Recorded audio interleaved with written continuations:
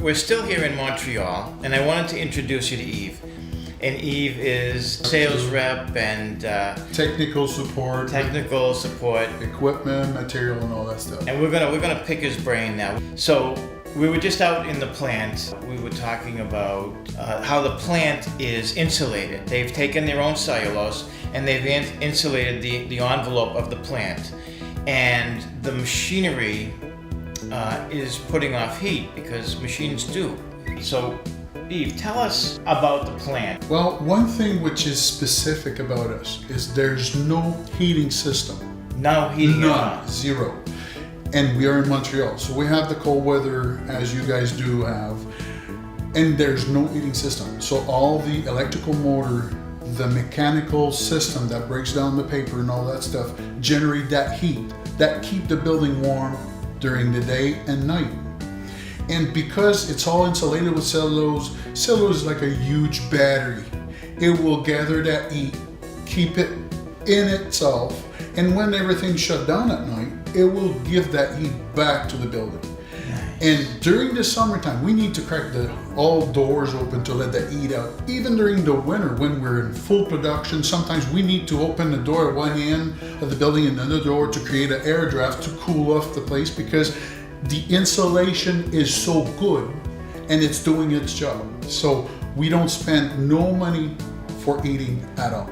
A good cellulose insulation in your perimeter walls, a good insulation onto the attic, on the flat roof, and having those R value put there. You're gonna spend money there only once, right, and it's gonna be worth for the whole life of the building. So there are other insulation products. Do they work as good as cellulose? The thing is, that's a specific trade of the cellulose. Cellulose has capacity, it's a thermal mass material. It's got capacity to get that heat or that energy and dephase it over the time and with the temperature change. Fiberglass do not have that. The fiber of cellulose is the insulation material. Mm-hmm. Compared to fiberglass is, you got fiber of glass, and it's the huge air pocket in between those fibers that create that R value. Air, as we know, is not a good insulator. Right. It will have a convection movement. It will transfer heat easily. It don't have the capacity to store that energy and release it compared to cellulose. It doesn't have a thermal mass. Fiberglass do not have a thermal mass. So that made me think of something. So when it comes to relative humidity in a building or in a home, if we can keep it consistent, it's better.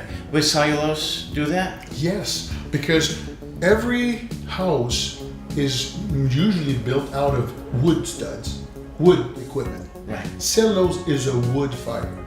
You do dense packed cellulose in your walls, and you have cellulose in your attic. That means wood work in symbiosis with wood. Right. So everything works together. And because of the quality of the hygroscopic quality of cellulose, it has the capacity to take that extra moisture during the more humid days and give it back when it's coming drier or when you're into the eating time of the year. Right. So it would give you a relative humidity, more stable all throughout the year without having extra cost of humidifying your house or the air in the house. You don't need to treat it as much because the cellulose will work in symbiosis with its own environment. Perfect.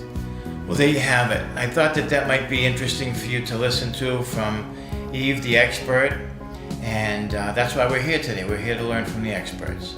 So until next time.